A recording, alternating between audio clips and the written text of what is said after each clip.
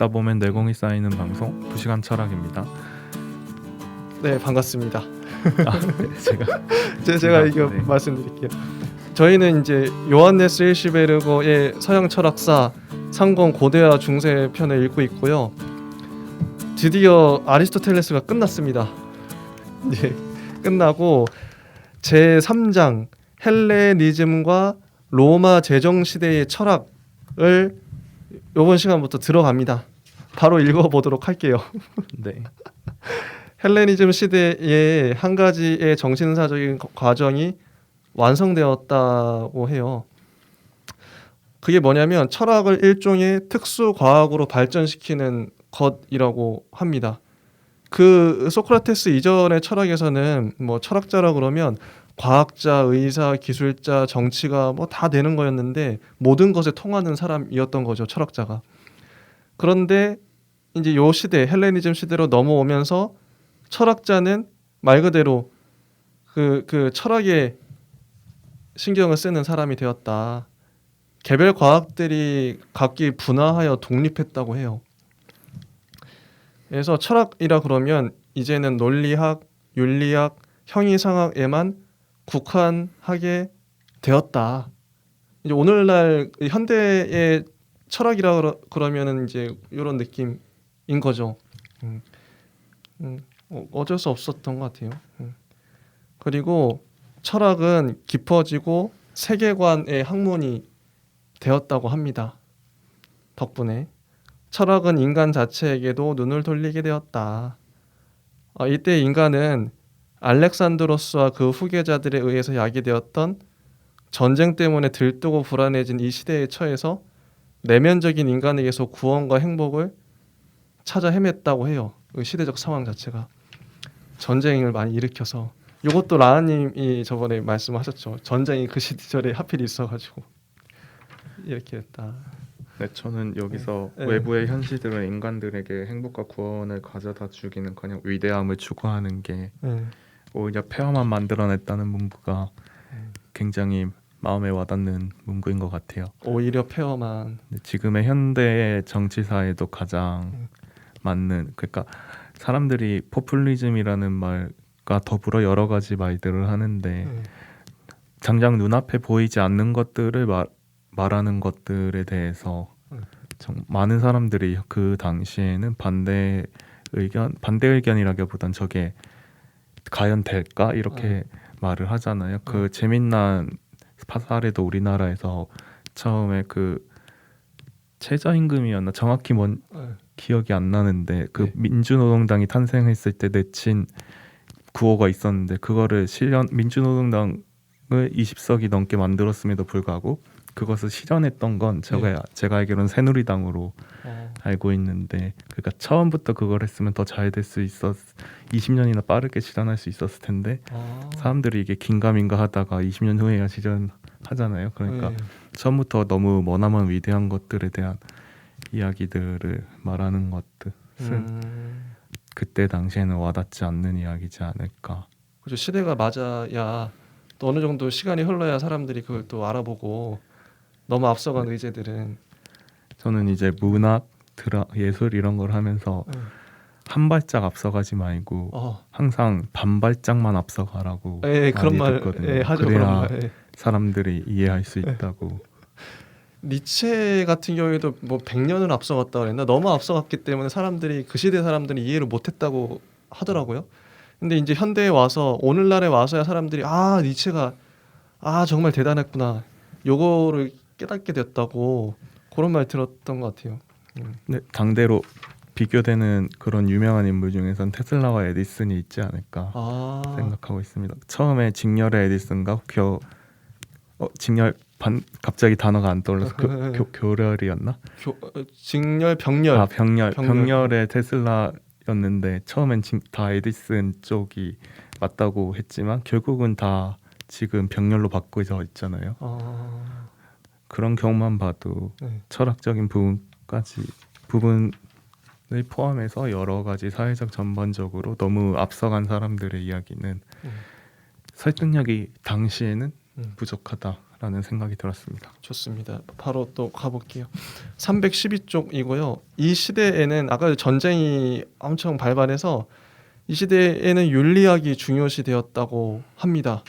윤리학이 옛날에 종교적인 신하들이 다 해온 과제들까지도 이어받지 않을 수 없었다. 옛날의 신화는 점차로 허물어져 합리적인 사고에 의해서 해체되어 버렸다고 해요. 스토아 학파와 에피쿠로스 학파는 일종의 새로운 영혼 지도를 떠맡았다.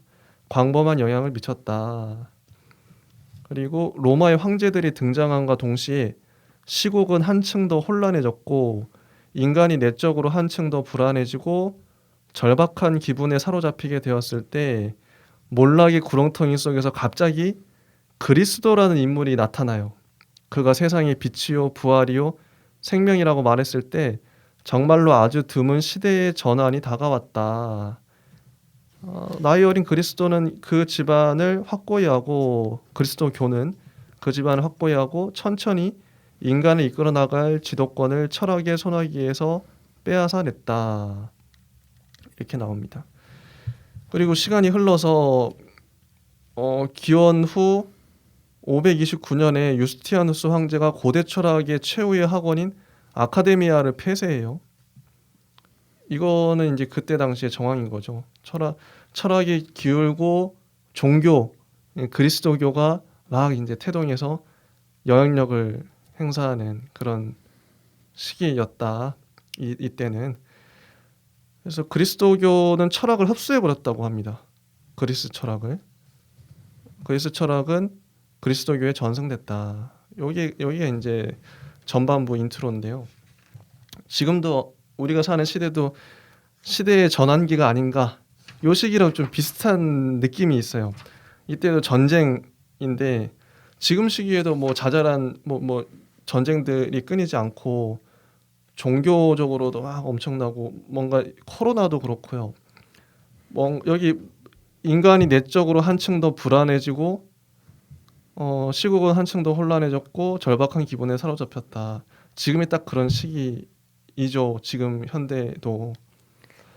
그럼 이 시대의 전환기에 그 철학의 역할은 과연 무엇인가? 그리고 뭐 이 시대에서 철학만이 할 수 있는 게 뭘까? 이런 질문이 듭니다. 라하님은 어떠세요? 지금 우리가 사는 시대를 어떻게 정의하고 계시고 이 시대의 철학의 역할이 무엇이 되어야 하는지 좀 어려운 질문이죠. 이 시대를 정의한다 하는 거는 좀 생각을 해봐야 되는 문제인 것 같은데 이 시대를 철학으로 할 수 있는 게 무엇인지도 같이 질문하신 거죠. 그렇죠. 철학은 사실 소크라테스 철학처럼 끊임없는 질문을 할 수 있는 게 이 시대의 철학으로 할 수 있는 부분이지 않을까. 이미 수많은 질문이 나왔는데도 불구하고 아직까지 풀리지 않는 의문은 어제보다 오늘이 더 많았고 내일이 더 많을 것 같다는 생각이 듭니다. 그리고 그게 이제 현대의 철학의 역할이지 않을까 생각하고 있고요. 여전히 철학은 그 본질, 그러니까 플라톤이 찾고자 했던 철학의 이데아가 질문에 가까운 형태라면 아직까지 바뀌지 않지 않았을까라고 표현해 보고 싶고요. 현대를 정의한다라는 건 사실 그런 부분은 정의할 수 있을까요? 근데 굳이 정의한다면은 지금 짧게 정의한다면 저는 이렇게 말을 하고 싶은데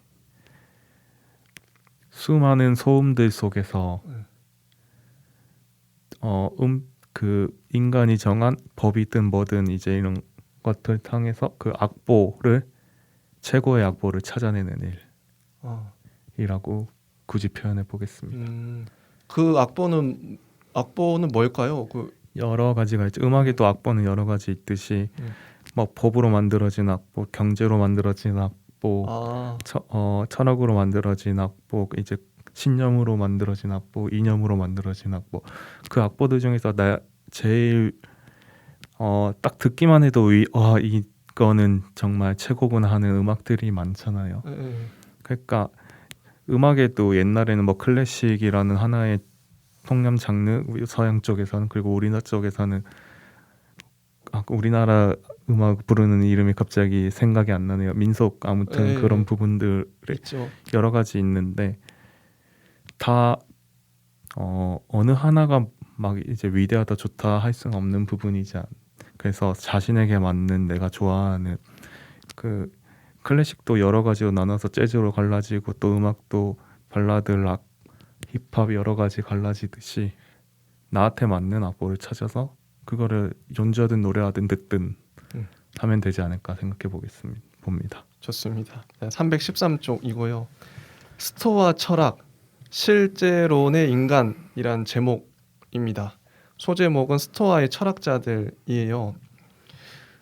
자, 이러한 철학적인 사고의 새로운 가지가 자라난 곳은 역시 아테네였다. 사람들이 모이는 장소 때문에 학파 전체를 나타내는 스토아라는 명칭이 주어졌다라고 해요. 스토아의 이 장소가 그 뭐 얼룩덜룩한 강당이라고 불려졌다고 하는데 스토아 뜻이 뭐 기둥이라 그런가? 하여튼 뭐 회랑이라 그랬나? 그랬던 것 같아요. 이 초기, 중기, 후기로 스토아 학파가 나눠진다고 합니다.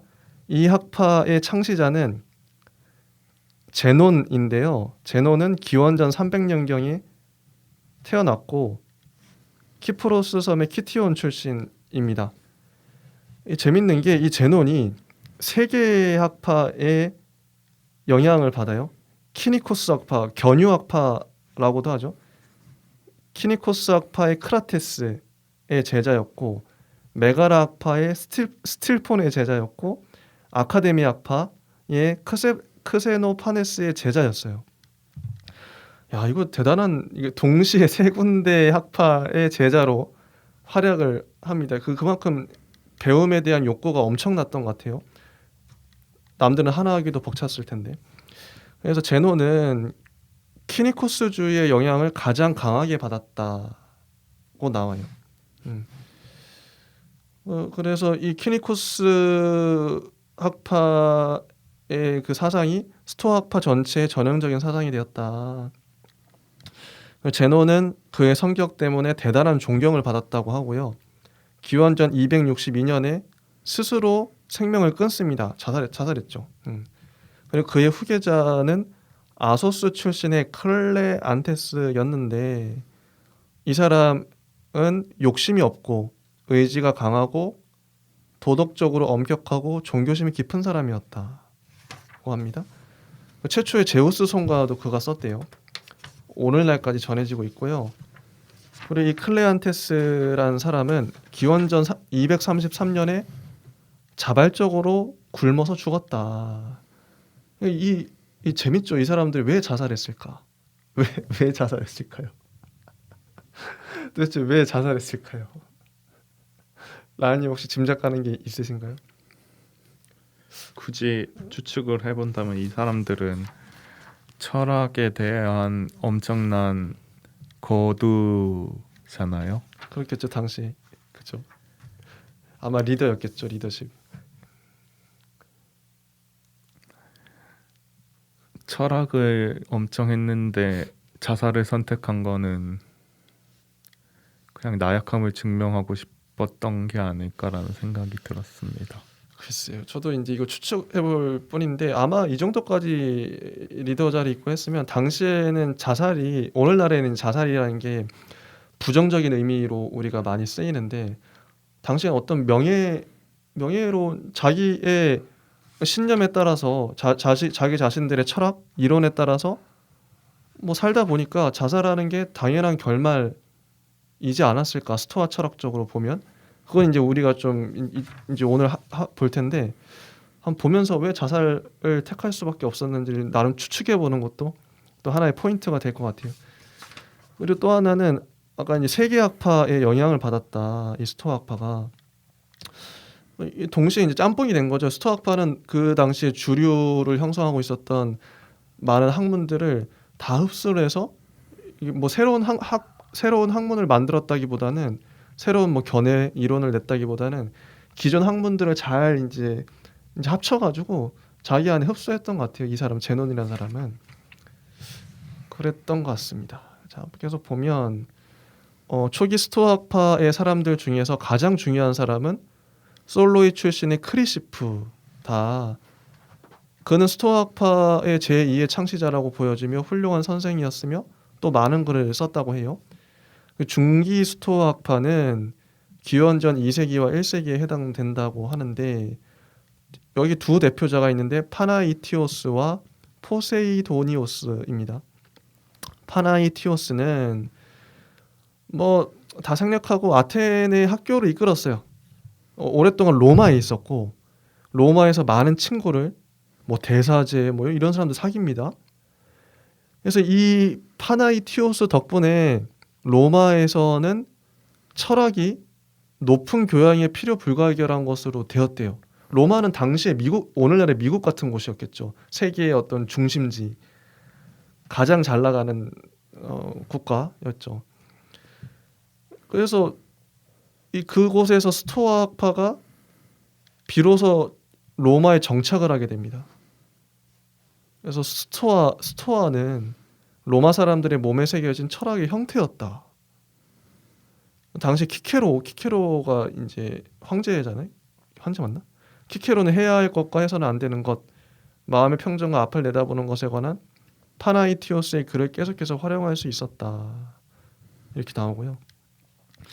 포세이도니오스는 로도스 섬에 살았는데 키케로가 포세이도니오스의 강론을 들었다고 해요. 그리고 폼페이오스도 로마 황제죠. 이 사람도 글을 찾아 거기로 갈 정도로 얼마나 당시에 스토아파가 잘 나갔는지를 보여주는 거죠. 황제들도 찾아가 들을 정도로 요랬습니다. 잘 나갔죠. 그리고 마지막 이제 후기 스토아파에서 뛰어난 사람이 세 사람이 있어요. 한 사람이 네로 황제의 스승 세네카예요. 이 사람은 황제의 명령에 따라 자살합니다. 이분도 자살을 해요. 세네카도. 그리고 에픽테토스가 있는데 이 사람은 히에라폴리스 출신의 노예였어요. 근데 풀려나서 로마에 살았다고 합니다. 그리고 마지막 한 사람은 황제 자리에 앉아있는 철학자 마르쿠스 아우렐리우스였다고 해요. 자성록이라는 책을 썼다고 합니다. 이게 재밌는 게요. 이 후기의 세 명의 뛰어난 사람, 세네카는 네로 왕제의 스승이었고 에피테토스는 노예였어요. 마르쿠스 아우렐리우스는 황제였어요. 이게 그러니까 황제부터 노예까지 그 로마 전반에 스토아파가 쫙 퍼져 있었던 거죠. 노예도 책을 쓰고 뭔가 이런 리더급 뭔가 강력한 영향을 줄 수 있을 정도로 스토아파가 그런 상황이었던 것 같아요. 라하님은 이런 거 보시면서 어떤 생각이 드시나요?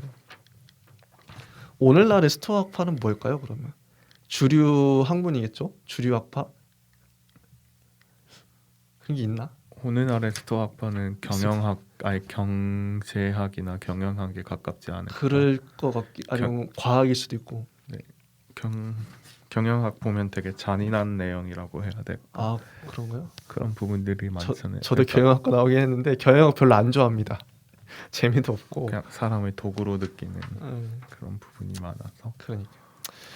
아무튼 자 여기까지 하고 이제 316쪽에 드디어 이제 본격적으로 스토아파의 학문에 대해서 얘기를 해볼게요. 논리학입니다. A 논리학인데요. 자 논리학은 형식적인 학문인데 실질적인 학문이기도 하라고 해요. 소제목은 인식의 밑바탕이라는 제목이고요. 우리들의 인식의 근원에 관한 물음을 제일 먼저 제기를 합니다. 여기서 이제 감각론적인 얘기를 해요. 감각적 지각에 대해서. 이게 뭐냐면 우리 영혼이 이미 선천적으로 글씨가 써져 있는 칠판이 아니라 텅 비어 있는 아무것도 쓰여져 있지 않은 칠판이다. 이게 이제 스토아파의 주장이고, 그럼 그 칠판에 뭘 쓰냐? 그 칠판에 원래 이제 처음부터 뭐가 쓰여져 있었다. 이거는 플라톤이나 아리스토텔레스의 견해이겠죠. 원래 플라톤이 이데아니까. 이데아는 내가 태어나기 전부터 갖고 있는 거야. 이런 거니까 가득 찬 칠판을 상상하시면 되고, 근데 스토아는 인간이 태어나기 전부터 뭘 갖고 있는 게 아무것도 없어요. 빈 칠판이에요. 그 칠판에 쓰는 건 우리의 그 감각, 오감이라고 하죠. 뭐 시각, 뭐 청각, 촉각, 미각, 후각, 이것들이 그 칠판에 쓰여지는 거예요. 후천적으로. 요겁니다. 스토아의 그 인식론은. 다 그런 얘기예요. 간단히 정리하면. 예. 어렵게 써있지만, 그래서 지성이 가지고 있는 것은 오직 감각적인 표상들 뿐이다. 이제 이런 얘기죠. 칠판에 쓰는 거. 인식 전체의 기능은 모사를 하는 데 있다. 모사. 지금 보이는 우리 감각으로 느껴지는 것들을 모사하는 것이 인식의 기능이다. 사람들은 인식의 대상이 구체적이고 있는 것으로 모사되며 더 나아가서는 이 인식의 대상이 도장처럼 영혼에 찍히게 된다고 생각한다. 이게 스토아식의 인식론. 이고요. 근데 아리스토텔레스는 좀 달랐다고 합니다. 달랐다고 하는데 요건 좀 점프하고 318쪽. 만약에 인식이 모사라고 한다면 당연히 진리를 확증하려는 노력이 생기게 마련이다. 진리를 어떻게 확증할 수 있냐? 이런 거죠. 우리들은 우리들의 지각이 있어서도 속기 마련 아니냐? 우리가 이걸 우리 지각이 이걸 잘못 인식하면 어떡하지? 뭐 이런. 무엇이 사물의 원형과 우리가 이제 모사하는 것들이 일치한다는 것을 보증해 주나. 근데 스토아파는 되게 순진하게 표상들만으로도 충분하다라고 해요. 진리의 기준이 표상이다. 표상은 우리가 이제 받아들이는 그대로, 감각을 받아들이는 그대로 인식하는 거다. 표상은 명증하다. 이렇게 얘기를 하고요. 그래서 스토아파를 감각론자요, 소박한 실제론자라고 부른다고 합니다. 이게 소박하다는 얘기가 어떻게 보면 순수하다.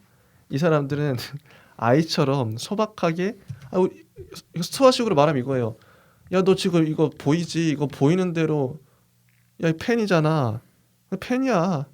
의심할 필요 없어. 이거 펜이고 느껴지지? 촉감이나 뭐 감각되는 대로 이거 그냥 원래 있다고, 그냥 있는 거라 믿으면 돼. 전혀 의심을 안 하는 거예요. 보이는 대로 그냥 믿어버리는 거예요. 나중에 후대에 가서 다른 철학자들은 이거 의심을 하죠. 이게 진짜 우리가 보여지는 대로 있는 거냐 이렇게 의심을 하는데, 이 사람들은 순진하게 믿었어요. 그래서 소박한 실제론이라고 합니다. 그래서 스토아파가 이제 어떻게 이 조건들이 있는데 감각의 이 표상의 명증성이 어떻게 주어지냐, 그 조건을 이렇게 얘기합니다. 우리들의 감각 기관들이 정상적인 상태에 있을 것, 지각되는 대상과 지각하는 주체 사이의 시간적 공간적인 간격이 지나치게 멀지 않을 것, 자기 작용이 충분하리만큼 오랫동안 계속되고 충분히 진행될 것, 주체와 객체 사이의 매체가 방해를 하지 않을 것, 자기와 남들이 거듭한 지각이 꼭 같은 결과에 도달할 것 등등에 관해서 확신을 갖지 않으면 안 된다. 당연한 말이죠. 이런 조건이 충족되면 우리들은 이 사물들에 대해서 정확하게 인식할 수 있다. 이런 얘기인 거죠.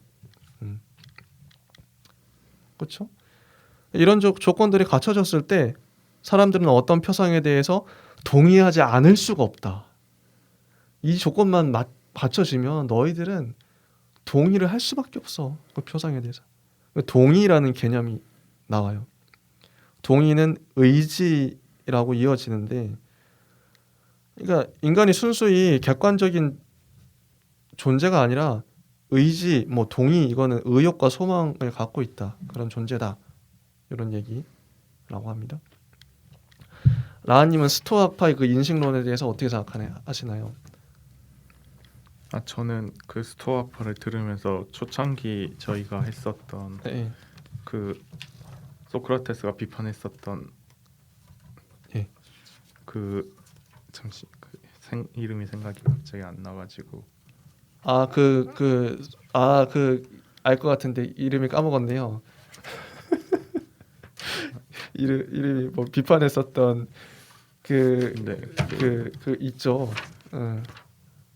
그래서 그 갑자기 생각이 안 나네요. 그 사람들과 아, 아, 똑같은 느낌이 들어가지고 어떤 건지 알 것 같아요. 비슷한 느낌이 들어가지고 이게 역사가 도이듯이 철학의 역사도 똑같이 작용하는 건가라고 생각이 들었습니다. 맞네요.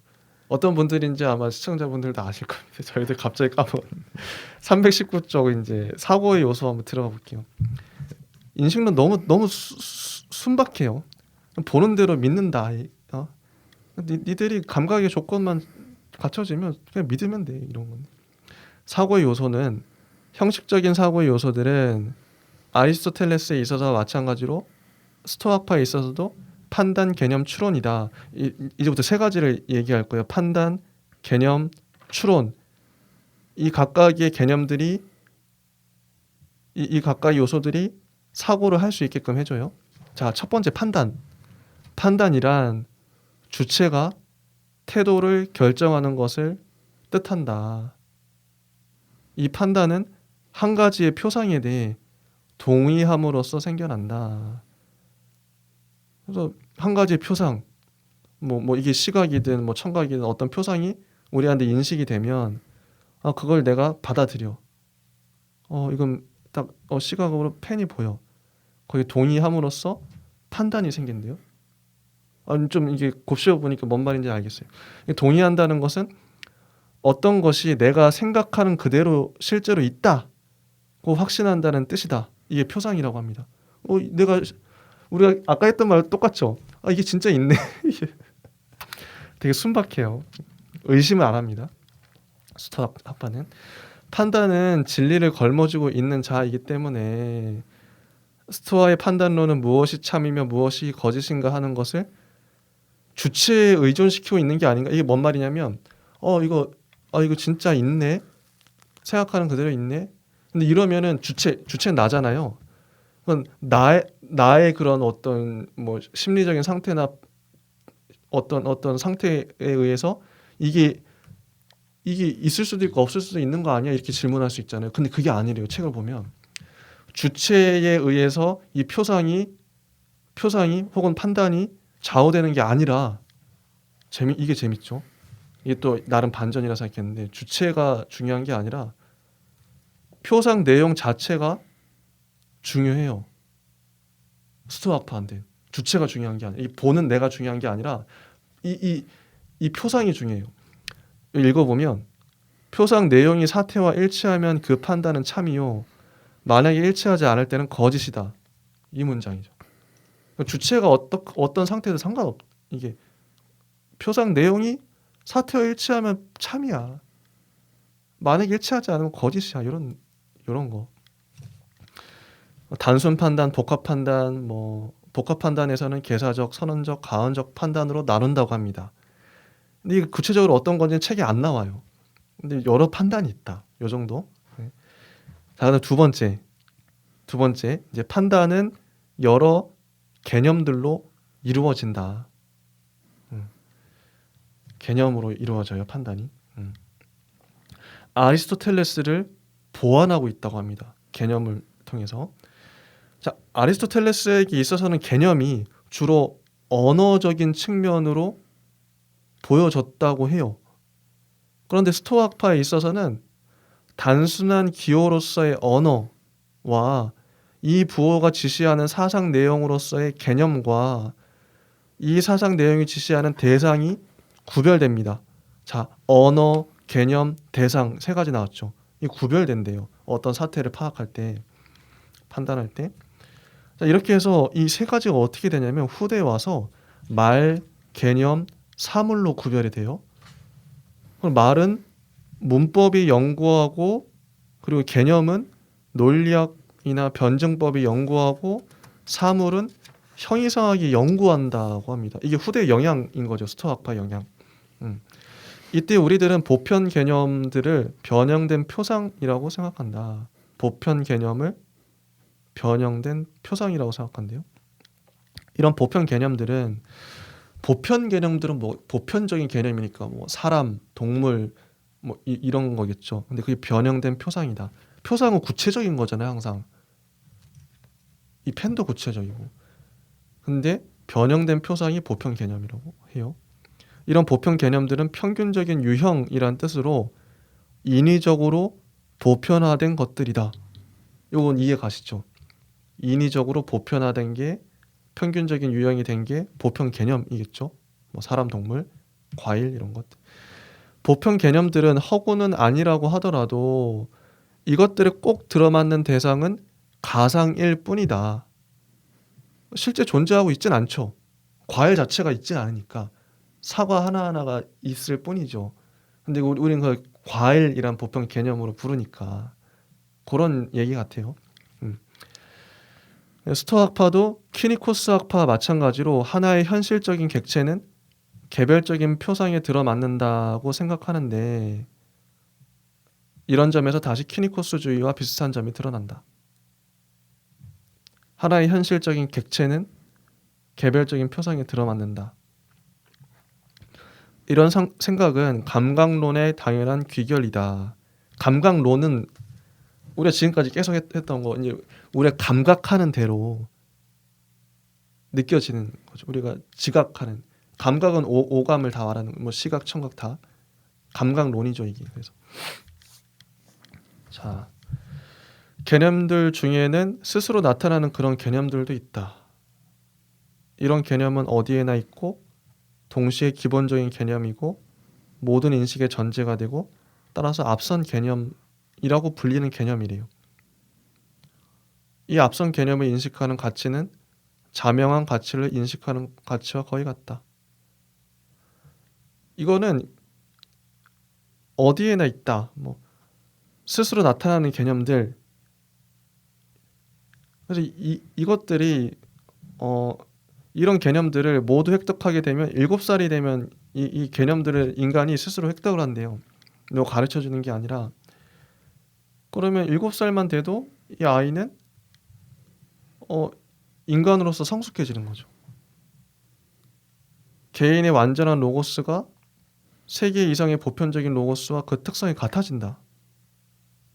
세계 이상의 보편적인 로고스는 세계의 진료를 이룩하는 것이기 때문에 우리들의 로고스도 세계를 인식할 수 있게 된다.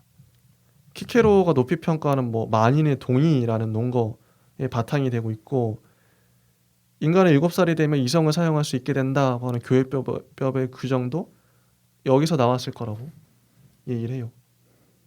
그러니까 인간은 7살만 되면 개념을 스스로 획득한다. 그런 거죠.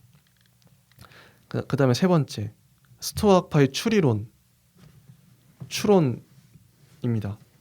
이 추론은 선언적인 추론과 가언적인 추론이 있대요. 아리스토텔레스의 추리 형식을 한층 더 보완한다. 이렇게 함으로써 이 사람들은 정신의 형식을 보다 더 완전하게 기술했다.